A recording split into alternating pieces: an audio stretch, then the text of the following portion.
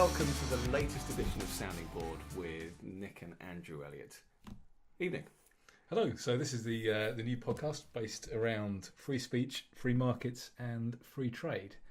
And while we're on free trade, have you seen the tweets from Trump today or earlier today? No, I haven't. No, as you know, I'm not on the Twitter. Okay, so he has challenged the EU to drop all barriers, subsidies, and tariffs because he wants absolutely completely free trade with them. Interesting. So Okay. I know we've talked about how his trade policies aren't brilliant because of his protectionism, but I think it certainly sounds like his end goal is sound in that he wants free trade with everybody. Yeah, that's completely interesting. Free markets. That's interesting. And so this is before there's an EU delegation going or something, isn't there? There is, and he specifically tweeted, he said that they're coming here tomorrow. Yes. I've got an idea. Why don't we try this out? Yeah. And he ended it with like but they won't, or something like that. Like a taunt at the end. A taunt at the end, which is obviously very him.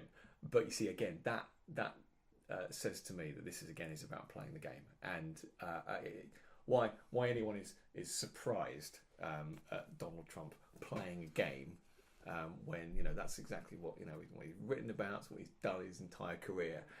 He's not a politician. But I remember when he was voted in, and I remember having conversations with you and with others. One of these political events from the last couple of years that surprised most people. Likewise with the referendum for leaving the EU, and I remember talking in that kind of fevered days afterwards where you're talking about what it means, and I actually thought it would be good for trade with the UK. Because he'd said before how he wants to trade with the UK, and then no more of this back of the queue nonsense that planted by David Cameron to be said by Obama before the referendum campaign. Well, what queue? There is no queue. Exactly. But also that when he talked about protectionism, I suppose this has only been a hope until this particular moment where you told me that even though he is showing these protectionist tendencies, albeit he's very much linking them to the protectionism of other countries. So saying, Canada, 275% tariff on dairy products, right, here you go, have some tariffs on steel, and actually directly linking one with the other. What you and I know is that if that's all you do, if you just keep raising your tariffs one after the other, then it can only be bad for both countries. It's shooting yourself in the foot.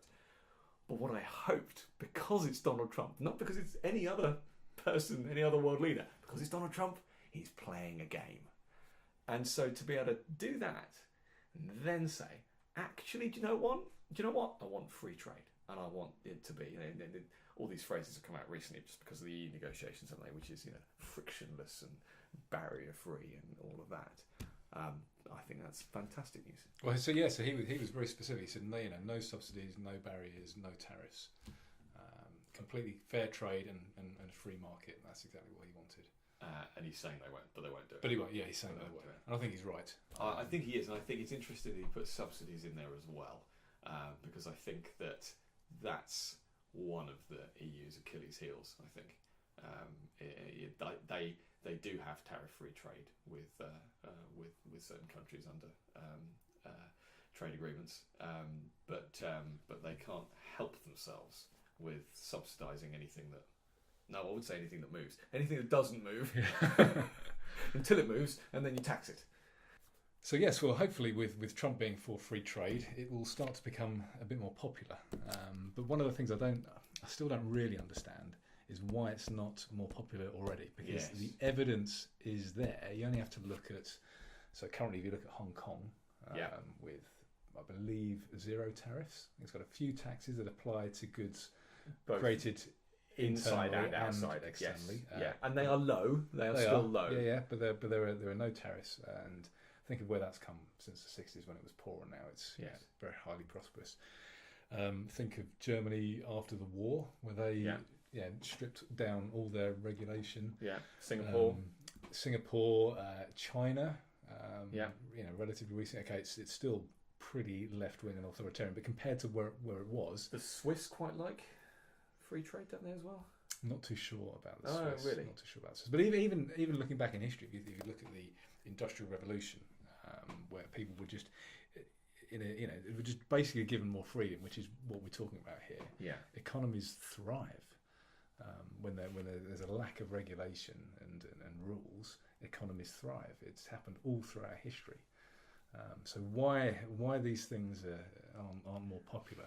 Well, and even if you don't want to go the whole hog of stripping away regulation, and there are we can come up with, and we will come up with all the arguments of why you should do that, because no one else is making those arguments, it seems. Take something as simple as tariffs. What we're saying here is not goods that aren't allowed in the country. This is stuff that is already presumably it's already up to all your standards and regulations to even get to that stage. Even get to that stage. And I suppose the point is that some stuff won't come in because the tariff is so high that it just doesn't make any sense to sell it. But what we're talking about here is stuff that is being sold into our country at the standards that we require. And the only thing that is getting in the way is the tariff. Now, why doesn't a government just try dropping the tariffs? Why doesn't our government try doing that? Even if it's just for a limited period of time. Right, we are going to try dropping. And again, you wouldn't even have to do it across the board. You could just do it in a particular sector. You could do it in particular sectors. You could do it with particular types of products, and you see what happens. Now, I suppose the point is, potentially you do have to do it in a fairly significant way in order to see the return quicker. And so for us, that would be just drop tariffs on everything, and then see what happens. But if it didn't work, if it didn't result in cheaper goods and services for the people of this country, and therefore they have more money to spend on the economy, and therefore it boosts the economy, and then there's more tax goes into the coffers and all of that. If it doesn't do that, stick some tariffs back on again. You wouldn't have to do it for a long time. And what you and I advocate is, well, you can already look at history, and you can look at countries that have done it and done it well. So you shouldn't have to. But what I don't get is why a government doesn't even try it in some small way, because all you're talking about is actually removing the bureaucracy. I mean, I suppose the whole point is you're also removing the actual money that comes in from the tariffs. But if there are certain things that are essentially tariffed out of trade, then you were never getting that money anyway. So you weren't going to get that money, and so you might as well have the people of this country having cheaper food and cheaper produce, and let's see if that works. Well, let's just break this down as well. So what exactly is a tariff? It's who pays for them? It's the consumers in if it's a UK tariff, it's UK consumers. Yes. It's UK taxpayers. It's effectively a tax on the consumer. These are the people who pay them. It's not okay, other countries may be suffering because they're not selling, but ultimately British consumers are suffering as well. So you're taxing your citizens. Well, and especially if it's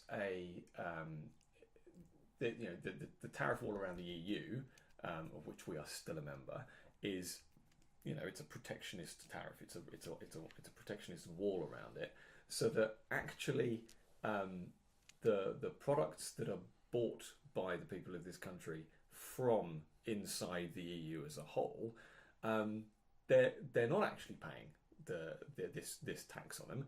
The price is just higher in the first place, and potentially of a lower quality, because it allows those EU companies to make things at a higher cost, because the competition has been pushed out, and so it's a really indirect one, that one. But the only people making money are the companies in the EU, and they're the only ones benefiting from it. The consumer doesn't benefit at all. Well, no, not at all, because and they could often, particularly with stuff like food.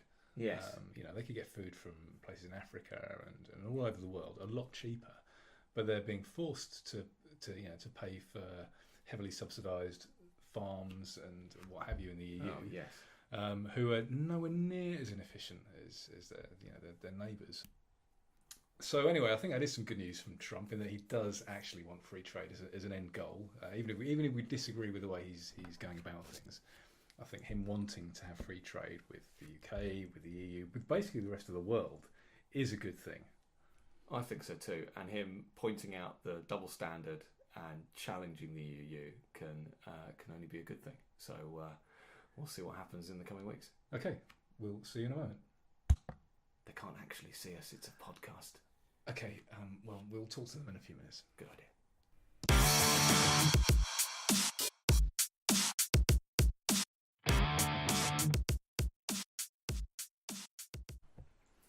Hello again. So we're now in your kitchen, Nick, just making a cup of tea. Yep. Now, you wrote a blog post earlier this week, which is on soundingboard.com if our listeners want to give it a look. Please do. This is something that we've talked about privately since about, I wanted to say 2010, maybe 2011. I think we gave George Osborne a chance. But you wrote a blog post on why is it now rare for Tories to advocate low taxes, because they basically seem to just be Gordon Brown light. Yes. You know, tax and spend budgets. Despite the so-called austerity and reducing the deficit, there's still a ridiculous amount of spending. Exactly. And again, certain headline taxes have gone down, such as corporation tax, which has meant a larger tax take from business, and also And the personal tax allowance has gone up, which is good for particularly poor people. Yeah, and also the top rate of tax went down by from what was it, down from 50 to 45? 50 to 45. Yeah, exactly. Which had been raised by Labour, and again more money came in as a result. Well, that's happened. All you only have to look at when the Tories got in '79, when they inherited a ridiculous tax rate. It was like 85 or 90% or something ridiculous. Yes. And I think when they dropped it down to 60 and then 40% over a number of years, and the tax intake from the top 1% went from being about 13% to 26 or 27% that it is now. Yeah. So you can look in recent history and work out that you can lower taxes and actually get more revenue. Yes. Not that that should be the only reason for you to lower taxes, but no, absolutely. But it boosts the economy and it actually does bring in more money in the first place.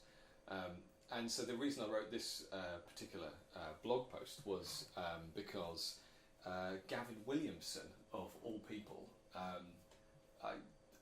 he's our Defence Secretary. We've got no idea why. He's called Private Pike by members of his own party. He does look a bit like a young shaven lad who happens to be in cabinet, and he said some daft things, but he apparently, these sources close to and all that, said in a cabinet meeting, we should lower taxes because more money comes in. And he actually said that in a cabinet meeting. Oh, so he's gone up in my estimation. Well, exactly. And so, I haven't really rated him at all. But that's proper. That's being a proper Tory in my view. Someone advocating low taxes. And I think I think you mentioned Sajid Javid, who behind closed doors is a small government. Exactly. And so I mentioned Sajid Javid because he's kind of often touted as another true blue Tory rather than a modern Conservative.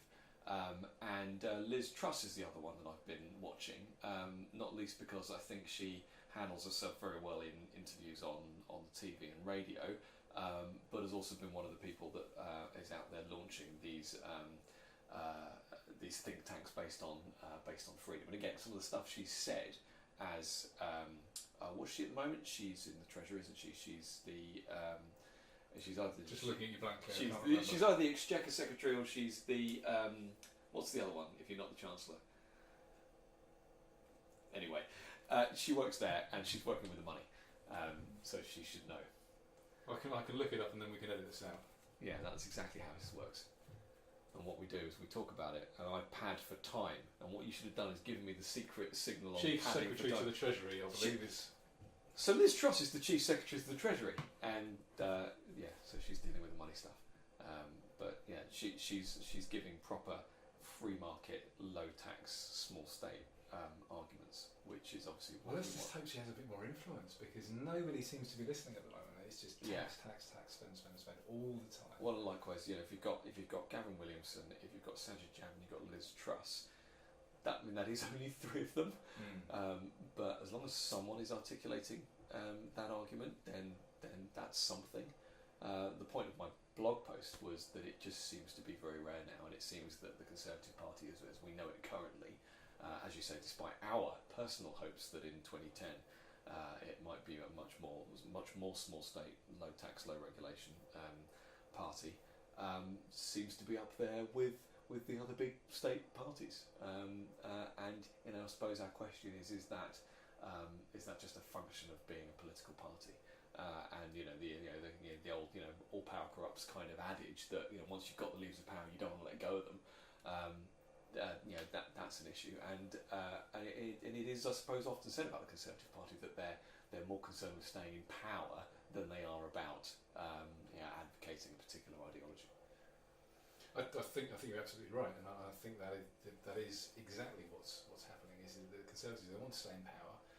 They don't want to upset who they think is the middle ground that have come across from Labour, who they think want this kind of this big tax, big spend way of running things, and they're just clinging on.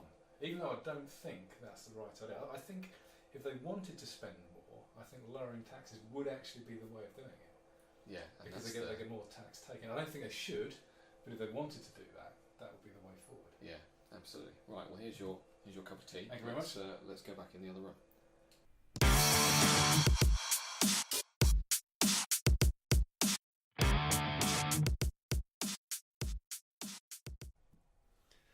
So we're back in your lounge again with another cup of tea.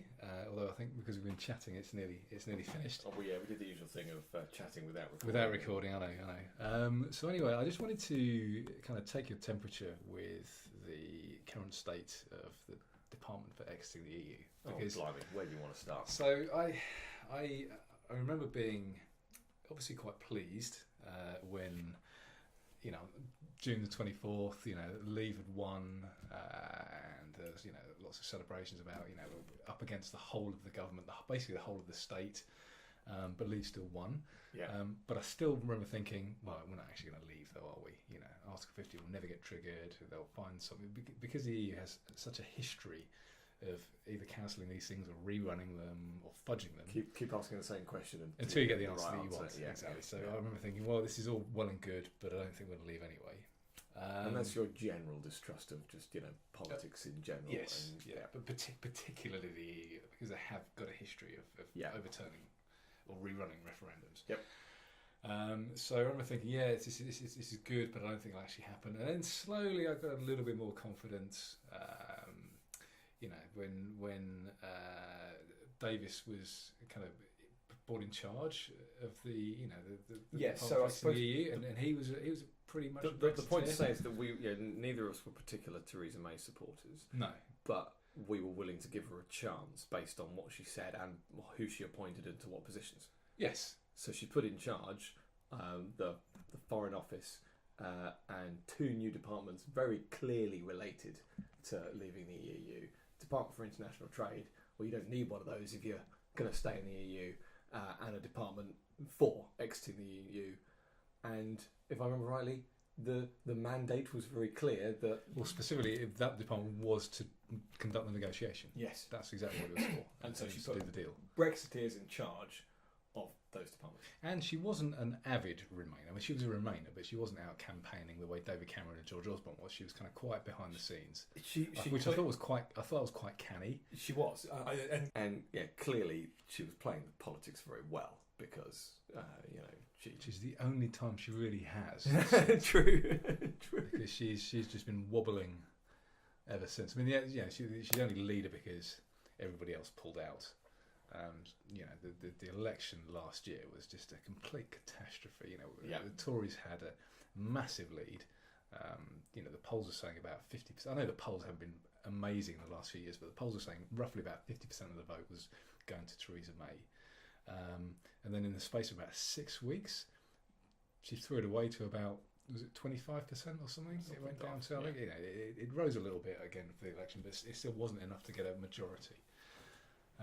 And then since then, she's just gone from bad to worse. And then the latest thing is this change in the machinery of government, where the Department for Exiting the EU is not actually in charge of exiting the EU at all. Yeah. And it appears hasn't been for some time, because that white paper that was brought to everyone's attention at the Chequers Summit had already been produced, and this was before this change in the machinery of government had ever taken place. So what was Ollie Robbins and these people, what business did they have actually even working on that, particularly when people like David Davis and Stuart Jackson had no idea that it was going on. They still thought that they were effectively in control of the negotiation, were producing their own white paper. I think though, and it was George Osborne that tweeted what news at this particular announcement that Theresa May was in charge of the negotiation, and as you say, that some stuff being shuffled around, some responsibility being shuffled around between the Cabinet Office and the Department of Exiting the EU. David Davis clearly hasn't been the one leading the substance of these negotiations, because he's never got his way. And all we've done is just give and give and give, where a negotiation is about making sure that both sides give. This has been completely one-sided. The EU have given up nothing, and we've given up everything. And the issue is that now we've found out that people who are doing the negotiation or in charge of the negotiation don't want to leave anyway. No. So of course they're not going to give anything. They want to stay in the EU. So if they can get something that's as close to being in the EU as possible, they'll go for it. So they'll give up everything they want. And I know we've been meandering a little bit, but this is my point was I'm now back to where I was. Yes, which is that you don't believe it's going to happen, or you believe it's going to be an in-name only. So yeah, type I'll qualify this in that we may have some kind of fudge where technically we have a slightly different relationship with the EU. Yes. But it will be effectively being inside the EU. There'll be some kind of customs union, some kind of single market. Yeah, your fear is it'll be the worst of Remain and the worst of Leave. Yes, basically, isn't it? None of the good bits of any of it. We don't get a say, which is at least something that we had when we were in the EU. I mean, our say never meant anything. No, but but at least we had part of a say. Yeah, exactly. But then, none of the benefits have actually. It's the vassal state that Jacob Rees-Mogg has warned about again and again and again. Yeah. Well, and now Boris Johnson. I thought his speech that he gave in the House of Commons was the best speech he's ever given. So he's been very, very good since he's resigned. Do you think he's finally getting to that point where he's ready? I hope so. This is an interesting one, isn't it? Because we've talked before about you can pin the blame for the way Brexit's being handled on so many individual people. Well, David Cameron and Cameron, yes, of course. Exactly. Theresa May. These are all people who have been part of a tremendous fudge.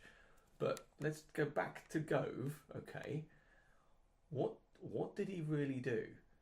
He withdrew his support for Boris, got nowhere himself. But let's be very clear that Boris never ever declared. Boris gave a speech. I remember watching it live. And everybody expected him. Yes, everyone expected him. He was there. He had convened this to announce, and then he did the "but now is not the time" thing at the end of a classic, triumphalist Boris globalist speech. He could have run.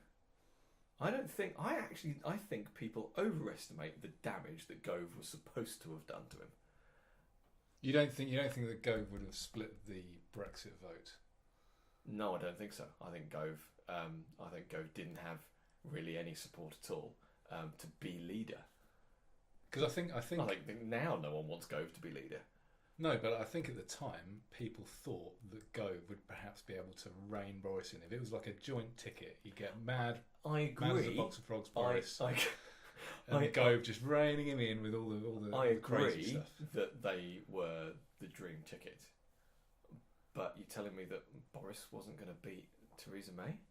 That to me seems the oddest thing here. Now, I think he would have beat Theresa May. I'm not sure whether it would be interesting to see whether he would have beaten Gove or. Of course he would. And again, I suppose this is the whole point: is what ifs and woulda, shoulda, couldas, and all of that. But I don't believe that that was as damaging as people make out. I think Boris bottled it. I think it potentially just exposed something that was already there, something that Gove had already detected in some way, which was that he wasn't ready. And again, I suppose at the time, I wasn't particularly happy that Theresa May was elected, as if you want to call it an election, elected leader. But I wasn't particularly convinced at the time that Boris was the right person. Other than I wanted a Brexiteer, I did want a Brexiteer. So who would you have had then? Because I would have had Gove. Really? Oh, totally. I would have totally had Gove. I thought Boris was the best of a bad bunch. I think Gove would be a better Prime Minister, but it doesn't mean that I think that Gove is electable. It doesn't mean that I think that Gove would be the popular choice either in the Conservative Party or in the public. That is a purely personal I think he would have been quite on being popular a in the very public. good minister. And even the BBC have done a radio series on how Gove is a fantastic Secretary of State of something, no matter whatever he turns his hand to. I think he would have been a good Prime Minister, and he was a Brexiteer. But as I say, I think that's completely different from saying he would be able to win an election, or that the Conservative Party would elect him. I know lots of people who love Boris. I know lefties who love Boris. Everyone loves Boris. And or they hate him. Yes, he's a bit Marmite. I met a teacher the other day who loves Boris, who said, "I love Boris." This is a young teacher. Exactly. And it just kind of underscored again how he does capture the imagination in a completely different way. And he's a winner. So and he's a winner. Let's not forget that he won London a couple of times, which is no mean feat for anyone remotely right wing. But going back to what I wanted to say about when Theresa May was running, the issue was that the Leavers didn't unite behind one person, and so yes, in that respect, there was blame should be apportioned to Gove, but likewise to Andrea Leadsom. And didn't Liam Fox also? I mean, Liam Fox runs every 5 minutes for the leadership. He's expected to run, I think, isn't he? I don't think he'll ever get anywhere. He was the Douglas Hurd of the... Yeah, but you see my point, and the same thing is happening right now. What they should be doing, and the reason I'm talking about this has got into the specific politics of the Tory party now, but the point is that if the Labour Party were in power, I would be arguing that Gisela Stewart should be, Prime Minister, or to be the one leading the negotiations, or Kate Hoey. I want a Brexiteer. I want to leave. But again, so why aren't Labour doing this? Why aren't Labour saying, "Hang on a second, the majority of the country voted for this. Most of our seats voted for Brexit. Why don't we get a few Brexiteers in and say, look, this is what we are going to do." I don't care what you're doing. This is how we would handle it. This is what we are aiming for. They have no idea. Every time a Labour MP comes on the TV, they say something different. They change their tune every 5 minutes. Yeah, they really have stolen the art of sitting on the fence, haven't they, from the Lib Dems. You can always rely on the Lib Dems a good kind of 10 years ago, more than that probably, for proper fence sitting. Well, on the one hand and on the other hand, but now all you need to do is, as you say, interview two members of the Labour front bench on 2 consecutive days to get 2 completely opposing policy views on something. And so they're nowhere on this. I mean, count Labour out of any part of the discussion on this because they don't have a coherent policy. The door to the shadow cabinet room might as well be a revolving door with the 100 people. It's been 100. 100 people that have left or been fired from the shadow cabinet. I don't think it's 100 people. I think it's over 100 exits, but I think some people have left more than once. So they've come and then they've gone, and they've come and they've gone again. Okay, so which is even more ridiculous. Well, exactly. But no, Labour are no on this, and Labour aren't playing. They aren't even playing the politics well on this. But that's because Labour aren't a meaningful political party anymore either. But with the current crop of Brexiteers, most of which have now left the government, those that were in there, I say the same thing as I said back then. Why are they not uniting around one person? And I mean, the clear person now is Boris, but if they only got their act together, and yet again, you kind of wonder how on earth did the Leave campaign win at all? And I suppose the point was there was more than one campaign organisation, and they weren't they weren't campaigning for government; they were campaigning for something they could all agree on. Exactly. Whereas being in government, and it was cross-party. Yes, it's more than just this. Yeah, and there were all sorts of people campaigning for it, but they stopped. They stopped campaigning at that point, and actually, the moment of the referendum was pretty much the time that the Remainers started campaigning properly. It's when they realised, hang on a minute, we can do an EU, we can overturn this if we start campaigning properly now, and sowing disinformation and what else.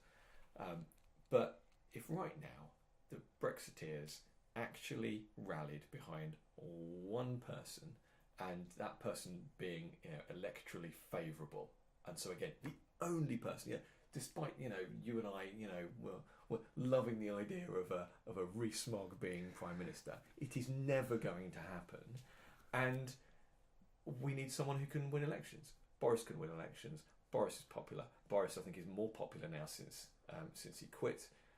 He obviously now has the experience of being a foreign secretary and one of the top jobs of government, and one of the great offices of state, one of the so-called great offices of state.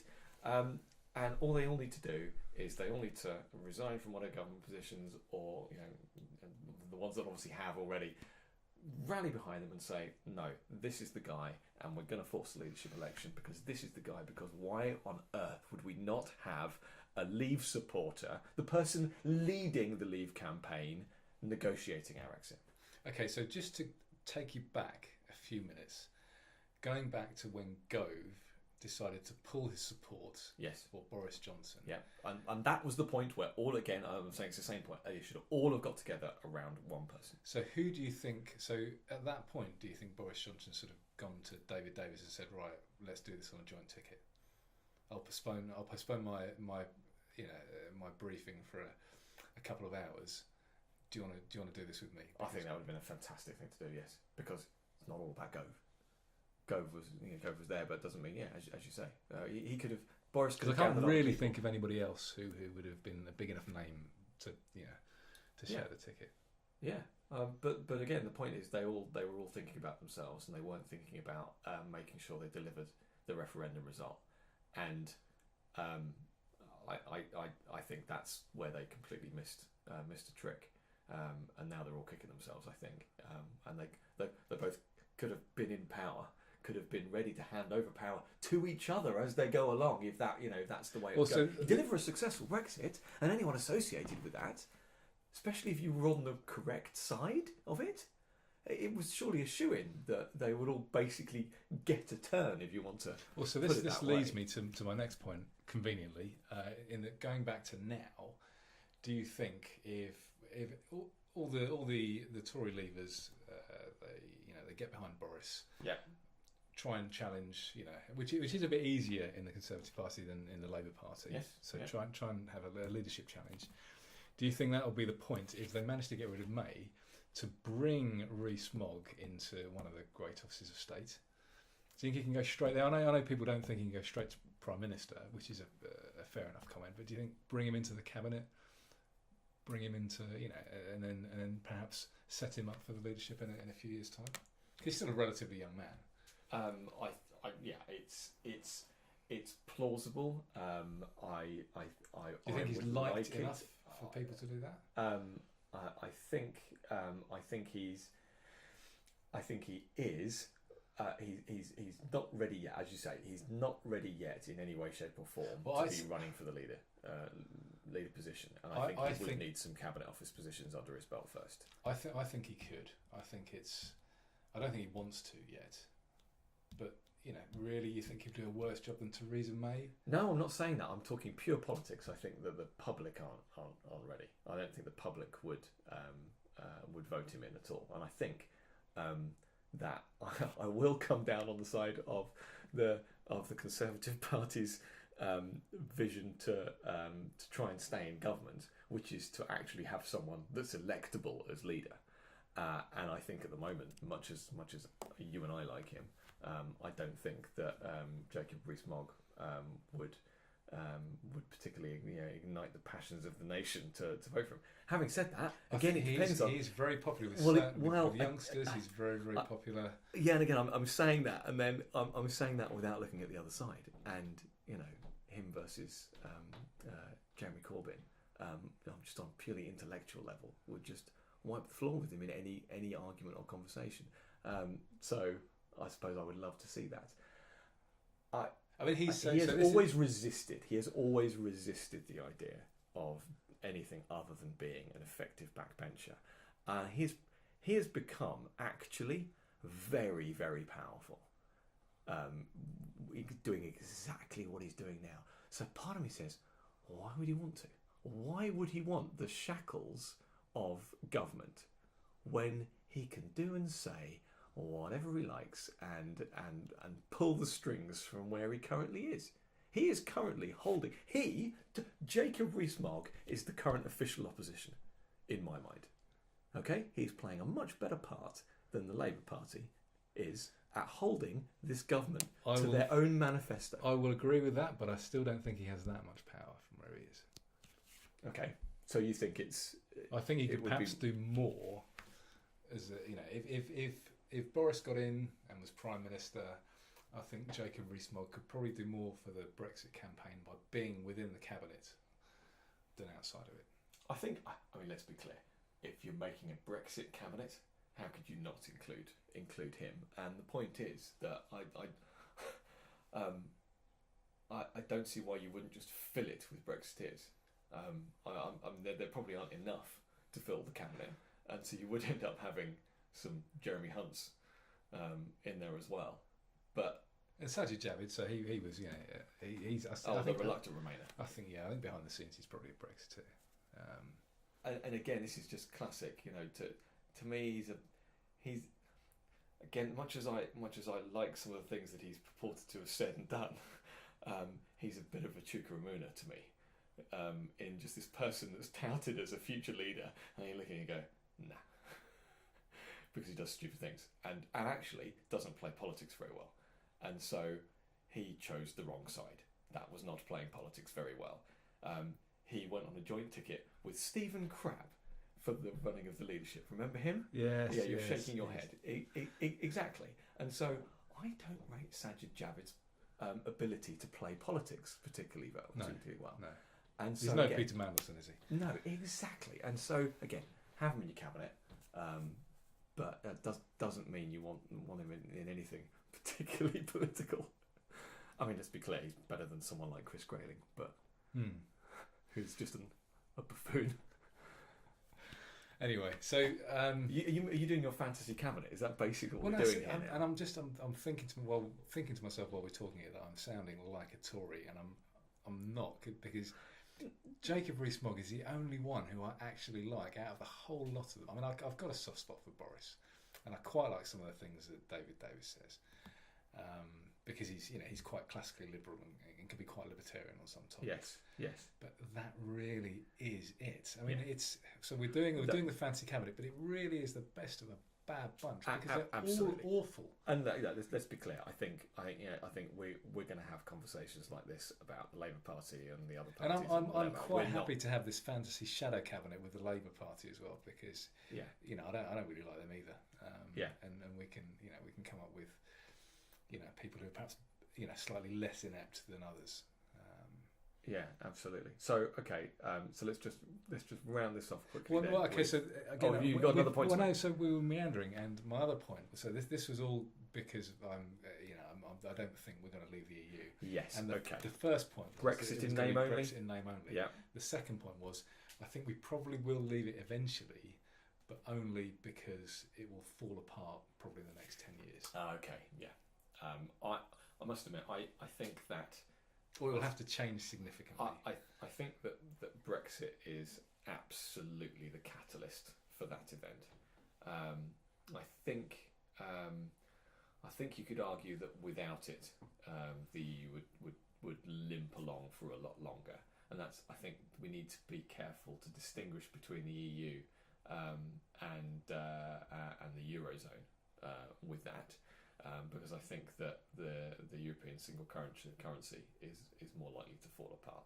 Oh, absolutely. Specifically than the EU. So if they just went back to a free trade zone, for example, yes, they could do that. That would be quite easy, and I think everybody would like that. Yeah. There's nothing wrong with free trade within get EU rid of the countries. cheese budget. Get rid of the trees budget. Get rid of all the tariffs around the outside, so you can still have free trade within the EU. Yeah. You just don't have to have this huge tariff barrier as well. But again, they'll never do it. In the words of Trump, but they won't do it. That's the point. Talking about whether, which is why I think it will just deteriorate. It's managed decline. Yes. Yeah. I suppose my concern, and this kind of goes with our governments in general, is that with the bailout of the banks in 2007, 2008, we took all of that bad stuff and took it from the banking level to a sovereign level. It became sovereign debt. But again, you're shaking your head. But there's nowhere else to go, and so we are quite. I don't want to be a doom monger, but there is a very high chance of having another significant negative financial event, based on the fact that none of the actual problems have been solved in the system, and there's no one to bail out the countries. You're at that sovereign level already. Well, so I'll take this one step further, and this is going to sound a bit doom-mongery as well, but it wouldn't surprise me if currencies started to either collapse or get to the point where they have to change, or go back to the gold standard, or countries change their currency. Yeah. There's a very, very good book called Paper Money Collapse by an author called Detlef Schlichter, who is, I believe, he's an economist who specialises in currencies and money. I think you should write a short blog post spelling his name for we can link to it. We can link to it on the website. There's a very, very, very good book, and he's studied currencies throughout history, and everything is backed up with examples. And so currently, what we have a fiat currency, which is not backed by anything, not backed by gold. It's just effectively paper money. So fiat currency combined with fractional reserve banking. So where banks give money and then they loan it out 10 times because they know they're not going to be asked for it all at once. Yep. So those two combined have never worked together, and whenever countries have fiat currencies, they either collapse completely or they stop them before they do collapse. And if you read this book, you'll probably be convinced as well that it's only a matter of time before this starts happening, because it just can't go on forever. Yeah, they're just printing money and printing money and printing money, and that's the reason that we have these recessions. It's the money printing that causes the booms and the busts. Again, and he can provide you with. If you read the book, there are lots of examples about where countries haven't done that and they've had periods of sustained growth without these kind of booms and busts. So you're absolutely right. It can only go so far. You're talking about bailing countries out. I think currencies are going. So Venezuela didn't it hit 1,000,000% inflation or something earlier on this week. Zimbabwe normally with exactly ridiculous percentages as well. So we're not quite there yet, but we're heading that way with quantitative easing, money printing, all this kind of thing. It will get to a certain point, and we'll have to change tack. And so, just to end on a positive note, we are therefore better outside of any supranational organisation that is trying to control this stuff, because we need to not be. What analogy should we use? We need not to be shackled to these other countries when they're on the way down. Well, and that's another reason why we didn't do so badly in the financial crisis, because we were outside of the euro. Yes. So we have our own currency. We could price ourselves back into the market, make ourselves, make our exports more competitive, and we could cushion the blow. Yeah. So we're absolutely in the right place. And if we do happen to leave the EU eventually, we'll be a better place to ride any kind of storm in the future. Yeah. Okay. Well, on that note, I think we'll leave it there. Thanks very much for listening to Sounding Board with Nick and Andrew Elliott. And we'll see you next time. Or you can even listen to us. Or listen to